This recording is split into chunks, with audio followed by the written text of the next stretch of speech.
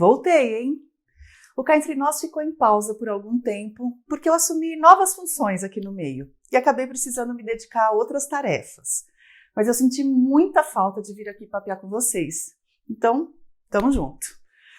Bom, dia 4 de julho, a Polícia Federal indiciou o ex-presidente Jair Bolsonaro e mais 11 pessoas no caso das joias sauditas. Bolsonaro é suspeito dos crimes de associação criminosa, lavagem de dinheiro e peculato, ou apropriação de bem público. Trocando em miúdos, a acusação é de que ele embolsou joias que ganhou de autoridades sauditas, não se sabe em troca de quê, as vendeu, lavou o dinheiro da venda e ficou com a grana. O indiciamento é só um movimento inicial na coisa toda. O ministro Alexandre de Moraes, do Supremo Tribunal Federal, encaminhou o inquérito para o Procurador-Geral da República, Paulo Gonet, se manifestar. E caso o PGR decida denunciar o ex-presidente e a justiça decida se torna ele réu ou não, aí ele começa a responder no processo. Isso é o trâmite jurídico. O efeito político, claro, é outro, tem outro tempo. O roubo das joias não é nem de longe o que Bolsonaro já fez de mais grave.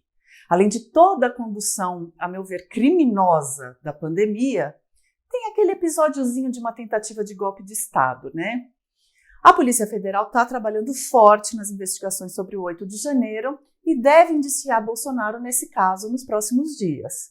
A expectativa é de que uma primeira condenação por algum dos casos saia ainda esse ano. O que pode ser prudente se a gente pensar no exemplo dos Estados Unidos e no fato de que Donald Trump, mesmo condenado, está líder nas pesquisas. O que o indiciamento pelo roubo das joias oferece politicamente é uma oportunidade para o bolsonarismo e o antibolsonarismo testarem alguns limites. Os adversários de Bolsonaro têm a expectativa de colar no ex-presidente uma pecha de ladrão de joias, de corrupto, algo que não pegou até aqui, apesar dos indícios claros, desde as rachadinhas até as próprias joias, de que Bolsonaro não é exatamente honesto. Do lado do bolsonarismo, aliados do ex-presidente estão testando um discurso de que, supondo-se que Bolsonaro tivesse mesmo afanado as joias, isso é fichinha perto do que Lula e o PT já roubaram. É fichinha perto dos gastos do Gilmar Palusa. É fichinha perto do que ele pode fazer pela direita no país. Isso é claramente uma atualização do rouba mais faz que habilitou o malufismo por décadas. É uma justificativa de que, bem, se o preço para se preservar o conservadorismo, a família e a moral for algumas joiazinhas sauditas, que assim seja. É desse momento da política que eu quero falar com vocês hoje. Mas antes, deixa eu fazer nosso jabá aqui, né? Vocês sabem que o meio vem crescendo, tá na labuta de apresentar cada vez mais conteúdo em mais formatos, de falar com mais gente. Só que fazer isso com qualidade custa caro. E o nosso modelo de negócios é simples, é contar com as assinaturas premium para financiar tanto uma produção exclusiva para os assinantes, quanto o conteúdo gratuito aqui do YouTube, da newsletter diária e do nosso site. Então, se você curte nosso jornalismo e quer ampliar o nosso alcance, dá seu like, compartilha o que a gente produz e assina o meio.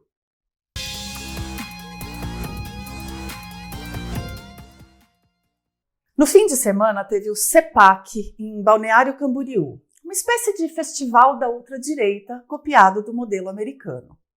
Lá, os expoentes da direita mais radical brasileira tomaram o palco para fazer discursos sob medida para as redes sociais, com muito apelo motivacional, de prosperidade, aquela linguagem de coach mesmo. Bolsonaro já havia sido indiciado, mas o assunto mal apareceu por lá. Numa declaração no começo do evento, o ex-presidente jogou a roubalheira no colo do PT, que chamou de Partido do Trambique, e disse que está prontinho para ser sabatinado sobre qualquer assunto por 2 horas. Ele ainda acrescentou que, abre aspas, apesar de a PF ter ido 3 vezes na minha casa, hoje eu já tenho 300 e poucos processos. Vale a pena, a gente não vai recuar. Tirando a parte já bastante manjada de acusar os adversários sempre de perseguição política, com a qual a PF ajudou imensamente, errando o valor que Bolsonaro teria surrupiado e tendo de se corrigir em seguida, o que o caso das joias inaugura oficialmente é uma nova fase da ideologia bolsonarista. Há muito se fala dessa mistura da teoria da prosperidade evangélica com a meritocracia distorcida da direita.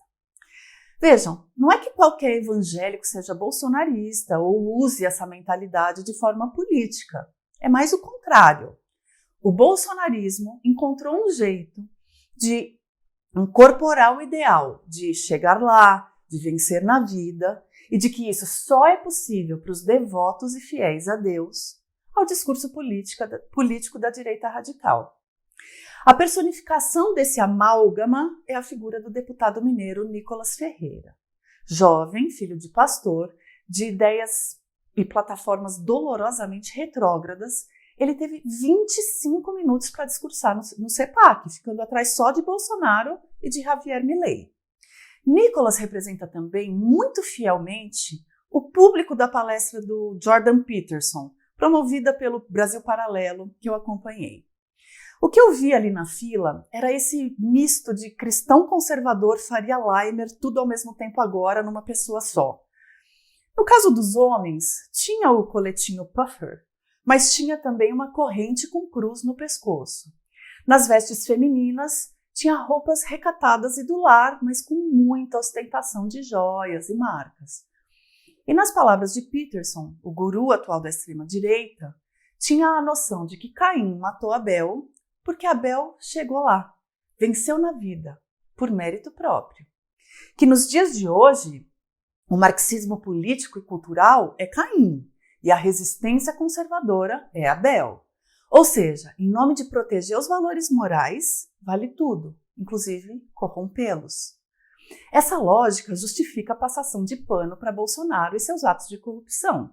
O que são 6 milhões de reais para aquele que é o mártir na luta contra o comunismo, na guerra entre o bem e o mal, na preservação da família? É assim que se atualiza o slogan malufista. Bolsonaro rouba, mas faz. Não faz no velho sentido das obras superfaturadas, do populismo das entregas estatais. Faz no sentido de se manter como estandarte dos valores da direita radical. E ao capitalizar em si outros valores, como das virtudes do campo, da devastação ambiental, das armas. Bolsonaro não desistiu de ser candidato em 2026, mesmo que isso seja puro jogo retórico. No CEPAC, organizado por seu filho Eduardo, figuras da direita como Ronaldo Caiado e Romeu Zema não foram nem convidadas. Mas Tarcísio de Freitas estava lá, sorridente que só, nem um pouco moderado para quem ainda tinha dúvida, abraçando Milei como se fossem amigos de infância. Foi a forma de o bolsonarismo deixar bem claro que a direita raiz só aceita um líder e que esse líder é Bolsonaro, mesmo que ele roube um pouquinho. Você conhece o Meio, mas você conhece o site do Meio? Então, devia conhecer.